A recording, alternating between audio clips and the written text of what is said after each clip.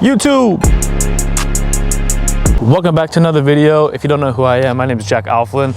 This is my 2023 A90 Supra, and today I have a pretty exciting video planned. Yesterday was my birthday, and I just turned 26. Between my numerous blessings and everything I've been grateful for, this was one car that I didn't have it technically in my possession a year ago. We are coming up on 1 year. I've had it for 11 months now, and I figured today's video topic would be honest opinion about the A90 Supra is. That is going to involve how I view modifying it, how I view dailying it, because this was my daily for a little bit, whether I think it's worth the money, my opinion about automatic versus the manual transmission, other cars in the same price range like F82 M4s and F80 M3s. Being that I've owned an F82 M4, I think I have a pretty good opinion on that, as well as an F87 M2. Overall, bang for buck on the car. Modifying it, if you want to build into a drift car, a big power car. I don't really know too much about big power just yet, but I wanted to give my 2 cents. I know a lot of people out there are considering buying this car. I myself, I wanted to hear as many opinions as possible about how the A90 platform is as a car enthusiast. I do like to call myself a car enthusiast because I do enjoy building cars and modifying cars, and I think about them all day nonstop. Hopefully you guys enjoy this video. Let me know down below in the comments what other questions you might have about the A90. I might not cover all of them in this video, but I am gonna turn my GoPro on real quick. There's a lot to unpack in this video. Without further ado, I think we should just jump straight into it, get into the car and get driving. All right, hopefully recording. It should be recording. I have like a little GoPro app on my phone. It's not working, so let's just get the car started right now. Let's just get straight into it. I'm gonna roll up the window real quick. So we all know Toyota made the A90 Supra as the predecessor to the Supra Mark IV, which I think all of us as car guys can appreciate. That was one of the best Supras, in many people's opinion, that was the best Supra ever made. And I'm not gonna sit here and disagree, because I think the Mark IV Supra is one of the coolest cars ever. It came with one of the best motors ever, and it puts a lot of weight on the Supra Mark V and the A90 platform in general, because it's immediately, obviously, as the newer generation, it's going to get compared to the Supra Mark IV. And that's all really big shoes to fill. I think we can all agree on that. That is a hell of a car. They sell for tons of money now. Everyone wants one. And the 2JZ is world renowned as one of the best motors ever made in the car community. We can all agree on that. Let's not disagree that the 2JZ is one of the best motors ever made. Now, the A90 comes with the B58 or the B48. I believe that's what it called for the 2-cylinder. I know nothing about the B48, but I do know a little bit about the B58. Stock, it comes with like 400 some horsepower. Okay, it comes with 382 horsepower from factory. If you've been looking at Supras, you've probably done some research on the B58, where a simple tune and downpipe on like the pre-2020 cars isn't all that much money, and you can get significantly more power. When I was looking at the A90 Supra, I wasn't naturally comparing it to a Supra Mark IV, because I was looking for a modern sports car, something with Apple CarPlay, something that's capable of making great power, something that I could drift, which is what this car is built for. And overall, bang for a buck, I wanted something that was comfortable, quick, and definitely had a lot of support for aftermarket modifications, because as a car guy myself, I build every car that I own, and I can't help myself but make terrible financial decisions in building my car. That's just who I am. It's what I like to do, and I know there's millions and millions of people who do the same thing. So I chose the A90 Supra because in 2023 they released a manual version of it, and we all know there was a huge backlash when it came out in 2020 with only an automatic transmission. Everyone said this is supposed to be a sports car, it's the predecessor to the Supra Mark IV, this should have come with a manual, everyone hates the automatic, yada yada yada. Turns out a lot of people like the automatic, and the manual was actually kind of a flop. They didn't sell a ton of them.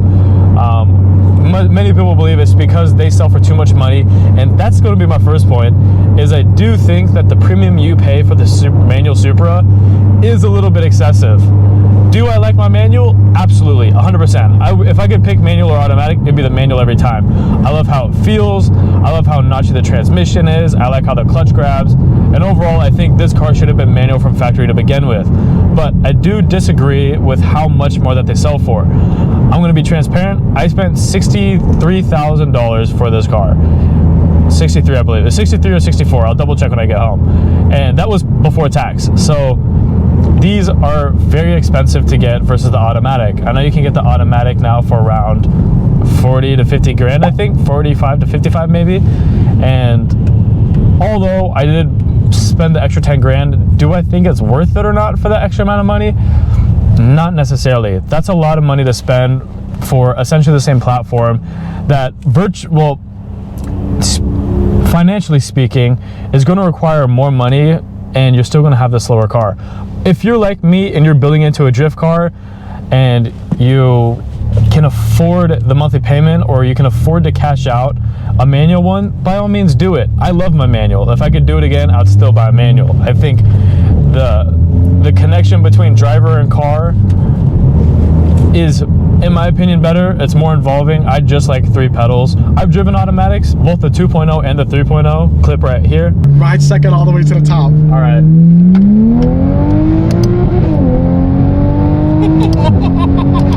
Shout out to Vin for letting me drive his car. The automatic is a blast. It's not what I needed it for, but I do think if you are just looking to get an A90 Supra, there's nothing wrong with getting the automatic. I like them a lot. They shift really fast, they're comfortable. They overall are faster as well, especially if you're trying to make big power out of it. But that's my first thing I wanted to start off with. Do I think the price difference between automatic and manual is worth it? No. But would I buy the manual again? Yes, I would. I love my manual. And it is also a really fun conversation starter when you're talking about the car. And a lot of people that know Supras, surprising amount, don't actually know that they came with a manual. And so when they see that there's a 6-speed inside the car, they do get a little confused. The second thing I want to talk about is when I was buying this car, I needed something that was modern, fast. I didn't care about gas mileage or anything, but had huge aftermarket support. As a car guy, I can respectfully say the A90's aftermarket support is incredible. The amount of mods you can do, whether you want to wide body it or slam it, if you want to do like an affordable full bolt-on build where you get good power, you have a daily that you can be in for not spending crazy amounts of money, you can absolutely do it with this car.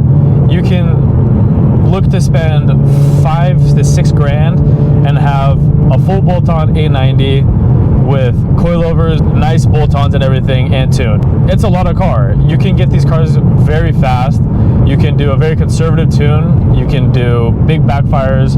You can shoot flames out the exhaust. The aftermarket support on these cars is insane. You can do whatever you want with these cars. You can, right now, HTG Tuning, they just released a module where you can lock the diff in these and make it act like a welded diff, which is insane technology, especially coming from like 240s and stuff in the past, where you had to pull the differential out, weld the gears together, or weld the plate so that the gears are welded, whatever. Now that you can just buy a module and literally have an electronically welded diff at the press of a button is insane.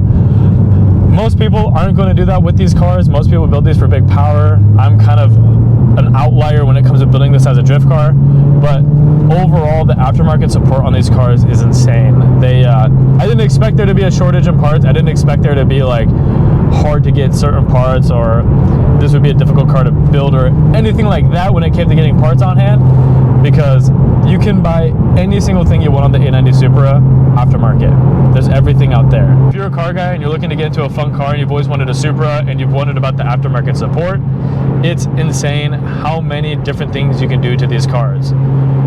Street car, track car, time attack, drift car, whatever you name it, there's a company out there that has started producing modifications for these cars. So now that we've covered how I feel about the automatic versus the manual, the price, the aftermarket support, another thing that I thought about was how comfortable this car is. After driving this car for a year, I'm not a tall person. I'm 5'8", I weigh 159. There is a lot of skepticism about how comfortable these cars are. And if you've never been in one, people aren't wrong. These cars are pretty tiny on the inside. You can't a lot of like very tall people, they don't fit that comfortably in this car. And it is only a 2-seater. You have this seat, and an open hatchback. I find it comfortable, but a lot of people that sit in the car, they find it uncomfortable. I know that I have this big Halo bucket Recaro seat, and I'm very close to the steering wheel. I still find it comfortable because I feel like I'm in a race car and I'm ready to go to the track. But when I had my stock seats in the car and I was just using them for daily purposes, at my height, I really enjoyed it. Everything's very easy to touch. Nothing feels too far away. Nothing feels like out of reach. It feels very driver focused, and for the average height guy, 5'8", 5'10", I think it's a really comfortable car. Also, being that it's not a huge car and the legroom in it's decent for an average height male or female, it's really easy to control this car. People have, like, I don't notice any blind spots myself. I'm not going to take into account this. Obviously, I have huge blind spots now with the seat, but when the stock seat was in it, I could see everything just fine. I never had an issue with that in the car. I never had like any excessive road noise in the car either. I have ripped out all the fender liners, so I have a lot more road noise than most people. But comfortable wise, I think Toyota did a really good job on this. And if you're a BMW guy like myself, I came from an F82. The interior is really quality if you compare it to other Toyotas on the road. Like, you have a BMW iDrive, you have BMW switches everywhere, and the center console, like, it's really sturdy, and when you go around and squeeze like the interior fabric and stuff, it doesn't actually feel cheap. So there's a lot of, these cars aren't very cheap in general, just as like your entry-level sports car, but I do think Toyota did a really good job making this comfortable for the average height person. Now, if you're like over 6 foot, I can't speak on that because I'm really just an average male build. I don't think this car would be that comfortable. It is tight for my size, I think. Tight, it's just tight enough. But I think if you're like an above average tall guy, you should definitely sit in one before committing to one or buying one, because these aren't as spacious as per se like an F87 M2 or like an F82 M4, something like that. They're definitely much tighter, but you do get the convenience of a big open hatchback, which I've always really liked hatchbacks. But overall, I think Toyota did do a really good job with the interior of this car and making it a comfortable everyday driver.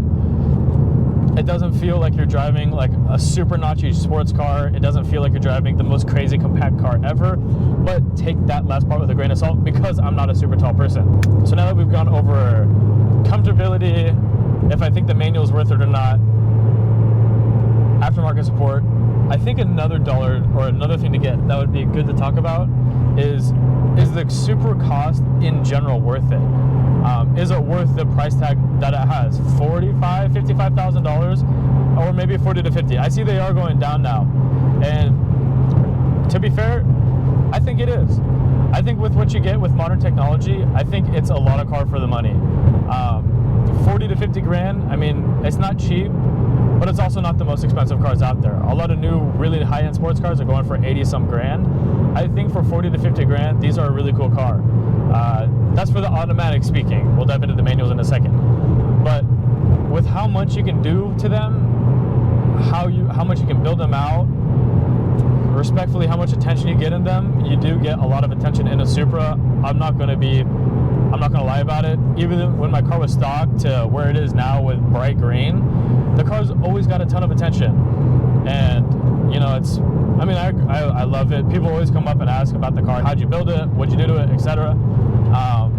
Back to the point of the price of the Supras, I think with what it's worth, I think the platform that you get, the drivetrain, and the overall amenities of the car with the support of building them, I think this is a pretty good price range for them. I think if you can get one for like 40 to 45 grand, and you've been wanting one for a while, I don't think you're going to regret it. These big 58s are good for higher miles too. They have refined the motor a lot. They're reliable. They're good on gas. And if you don't want to modify it, I mean, it's a perfectly fun motor to daily drive every day. They're not that bad on gas. And arguably, I think it's one of the best sounding motors, modern inline-six turbo motors out to date. It sounds amazing. And mine only has a catback exhaust on it. I haven't done the downpipe yet, or I'm not full catless either. And I think the B58 is, in my opinion, one of the best sounding motors that you can buy. Tie it all together, I don't think when it comes to buying a Supra, I don't think it's overpriced for how much car you get. I think it's an incredibly good car to get into to learn how to modify. You can do great modifications, get very familiar with building cars for not that much money aftermarket parts wise. Not talking about the car, but the parts themselves. It's not that much money to mod these cars. And if you've always wanted to be a car guy and you're looking for a car and you've always wanted a Supra, I think this platform is great for learning cars. I don't think that it's one of those platforms that you should be scared about. BMW's done a great job with the B58, the transmission, the automatics. I've seen them hold out a lot of power on the stock trannies, and to be fair, I know few and far in between people that have reliability issues with the transmissions. I know people say that they have issues with them. Personally, and with my friend group, I don't see it. I don't see it. So I think for what it's worth, the A90 Supra is a very good, if not one of the best cars to get into. If you want to learn Supras, you've always wanted one, and you want a fun car to modify and drive around. If you're around my size, if you're very tall, this might not be the car for you. We should probably take this point and compare it to other cars in the same price range, because F82s now are getting pretty cheap. F82s and F80s, and I come from an F82. Here it is. I bought that car stock. I buy all my car stock, and I built it out. I bagged it. I had full bolt-ons and everything, and I love that car. The only reason I lost it was because I totaled it. We'll get into that story on another day. When it comes to comparing these cars to other cars in the same price range, newer gen S4s, S5s, you have F82 M3s, F82 M4s. Respectfully, I think a lot of people that are looking at Supras compare this to the F82 M4 or to F87s. I have a decent share in the F87 comp, non-comp, and the F82s. It's really hard to compare the two because they're both very similar and very different in their own ways. They're both can make great power. The F82 M4 is faster out of factory. They're both rear-wheel drive. You can either get them in manual, or you can get them with DCT, just like the Supra. You can get them with ZF or the manual transmission now. And they're both amazing cars, but the biggest thing is what you want to build a car out for. If you want the car that's more sports car, race car feel like that you can get into, and I think you can do mods to the B58 for cheaper, the Supra might be your better option. I find this comparison actually really difficult because to me the Supra, it feels more like it feels more like a sports car, if that makes sense. I'm not saying the F82 doesn't feel like a sports car, but the Supra just feels more like focused and built around to be the little zippy, quick, small sports car. Now that I think about it, I had so many points I wanted to talk about the two versus each other, but it is hard. I do miss my M4. It was an incredible car, but I like the Supra more. The Supra's really opened up the car world in a way I haven't seen it before. Now, being that I've owned the Supra for a while, there are things that I would personally change. If you know Toyota, their sound system that they run, their premium sound system, is JBL. Coming from a BMW guy, they have Harman Kardon, or they have Bang & Olufsen or Olufsen, or I think Meridian too. Correct me if I'm wrong. But to be completely honest, the JBL audio sucks. I'm really not a fan. I think BMW, with how well or how much money they spent to get the interior of these cars to be so nice, I think if they would have put Harman Kardon audio in these cars, it would have been tons better. Now, that's not to say there isn't a ton of upgrades you can do. You can do like the BAV sound audio upgrade. I do plan to do, because this JBL audio is driving me crazy. I don't know if you can see, but back there, factory, there's two subwoofers, and I don't listen to my music all too loud. I listen to mainly like a lot of funk music and stuff. Those subwoofers are blown. These tweeters are already going out too, and I don't know if other Supra guys have had the same issues as me with that, but it does suck because my F82 never had any issues with the audio. It was always really crisp, clear. I could play it as loud as I wanted to. It sounded amazing. So that's one thing. If you're looking into a Supra and you expect the sound system to be great, sorry, it's not. It's really not that good, which is fine. I mean, these cars are supposed to just be sports cars. If you sit in like a Lamborghini Evo, like the Huracan Evo, those sound systems also suck in my opinion. So I understand this is built to be like a sports car, weekend car. You build it out to hit the track or whatever you want to do, I do think that is a upgrade that you should do over time. Another thing about the Supra that it does suck, I'm going to be honest, the fact that tuning them can be really, really difficult.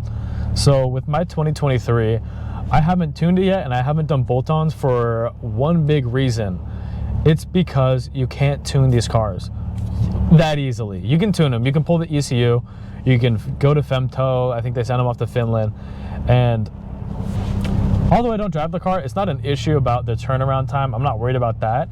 It's just, it sucks that you can't tune them that easily. It requires some legwork to get into tuning them. Now, if you get like a 2020 model, I think it's like pre-June 2020.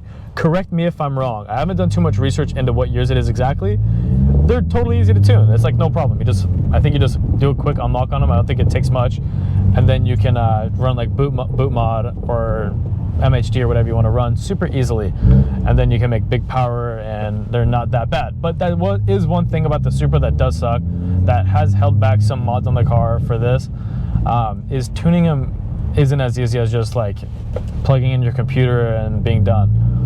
Unless you're like really good with computers and you know how to do it. I don't know how to do it, or if you can do that. Another thing too that I don't like about the Supra, you know, it's hard because I actually really like this car. I really like everything about it. So after a year ownership, what else do I not like? That's like my two biggest things, the sound system and the tuning, which if you kind of look at the big picture, that's really small stuff. Like that's not big at all. What else do I not like about this car, y'all? I've gotten to meet so many amazing people with this car. That is one thing, is people love Supra builds and they love to hear about them. And I've talked to so many more people with this car than I have with my M4 or my previous builds. Like this car gets attention, honestly, in a lot of the right ways, except for my recent TikTok that I posted where I took a video and I was like, no, don't sell that M4. And then I went to a Supra and I said, What are you doing? What are you doing? No!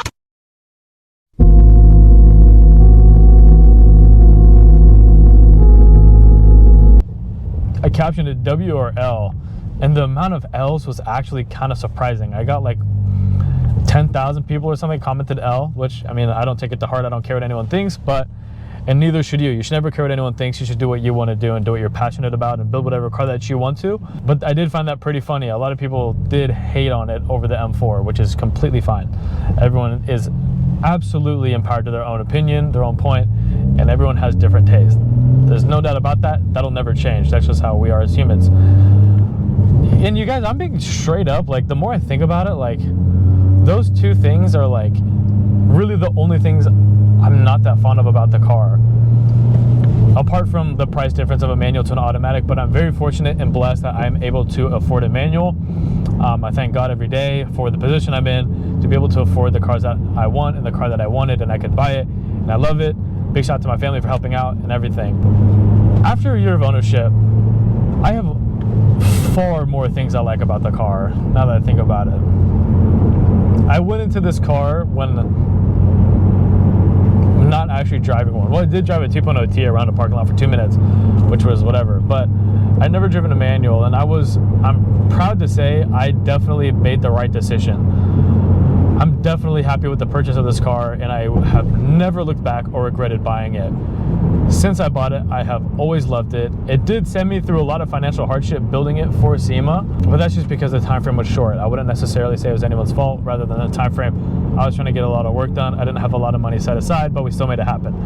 But since I bought this car, the randomest thing is these cars are like great on gas. Like I don't notice myself filling it up all that much. Granted, I haven't tuned it, but I don't have any issues with the gas mileage. And if you're looking, and if you're worried about how it is on gas, I wouldn't. It's really not bad. If you're buying a sports car, it's definitely nothing out of the ordinary. Also, just like, I really like how it feels. Like, I like how the interior, like it's tight and compact, and you have a charging tray, you got your couple cup holders, you have your climate control, and then whatever audio thing you want to do, then an iDrive. And it's just like, for a Toyota interior, it's really high end. And I know I whined about the sound audio, but that's pretty much it. Another thing I really do like about the car is the A90 Supra community is really cool. And the A91 Supras. Everyone's like very supportive, and there's really not that, I haven't seen in my personal experience too much hate in it, and I'm on the forums all the time. The forum consists of people doing like big power builds, street car builds, Time builds, GT3 builds. I'm one of the very few people doing drift builds, but it is such a supportive community, and if you don't want to be, if you're intimidated about guys who own Supras and stuff, I can say firsthand, especially with all my friends that own them, they're some of the nicest people in the car community, and there's no doubt about it in my mind. There's not that much, I don't really see anyone being toxic. I know like in like a lot of like the high speed ones or like the very fast ones there might be, but that's just because there's animosity in going fast.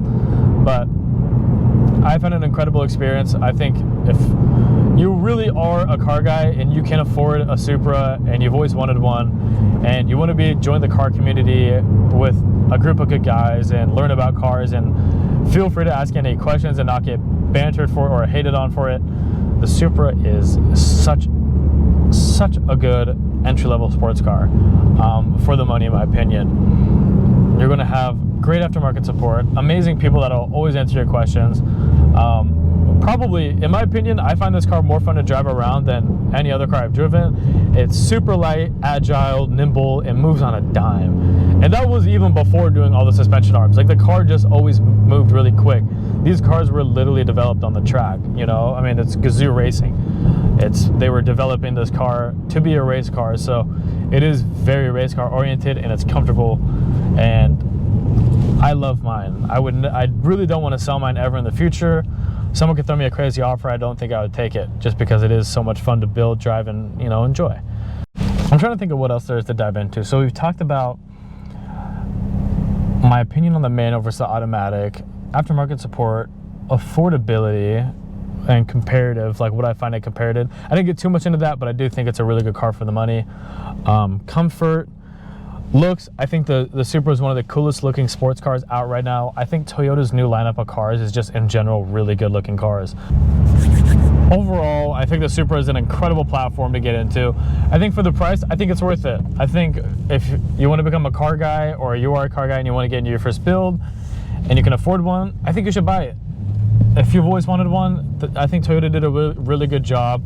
It's hard to compare it to the Supra Mark IV because there's such different cars, and it's 20 years difference, 30 years difference, so much more technology, so many more different regulations, and I think Toyota did a fantastic job. I haven't regretted mine since the day I bought it. I've loved it every single day. I've never been uncomfortable when driving it as an average sized man. I've always liked the sounds it made.